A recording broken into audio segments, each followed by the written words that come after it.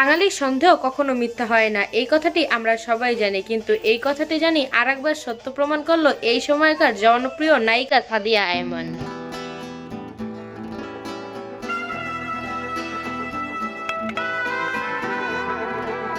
মনে আছে আপনাদের গাইস কিছুদিন আগের সেই রিদওয়ান রনির কথা, যাকে নিয়ে কন্ট্রোভার্সি শুরু হয়েছিল সাদিয়া আয়মানের সাথে। ফাইনালি সাদিয়া আয়মান ঘোষণা দিয়েই দিল রিদওয়ান রনির সাথে তার বিয়ের কথাটি সত্যি।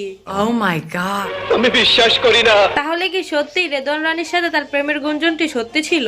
বলতে পারবো না। বর্তমানে সব থেকে আলোচনার নায়িকাদের ভিতরে এবং জনপ্রিয়তার দিক থেকেও সাদিয়া আয়মান শীর্ষে আছে। তার মিষ্টি হাসি এবং সাবলীল অভিনয় দিয়ে দর্শক এবং অনুরাগীদের মাঝখানে জায়গা করে নিয়েছে।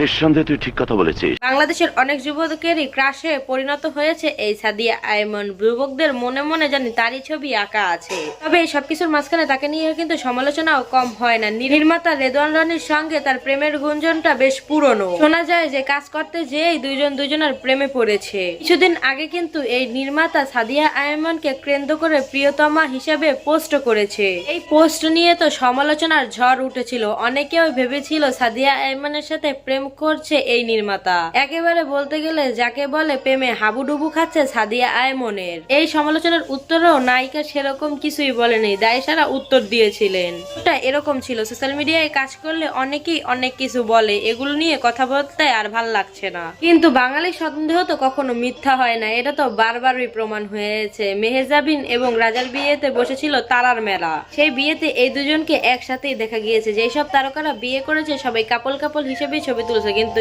এই দুজন একসাথে হয়েই ছবি তুলেছিল। তারা যেভাবে চিপকে ছিল তাতে বাঙালি বুঝেই গিয়েছে তাদের ভিতরে একটা সম্পর্ক আছে, না হলে এরকম চিপকা চিপকে কেন।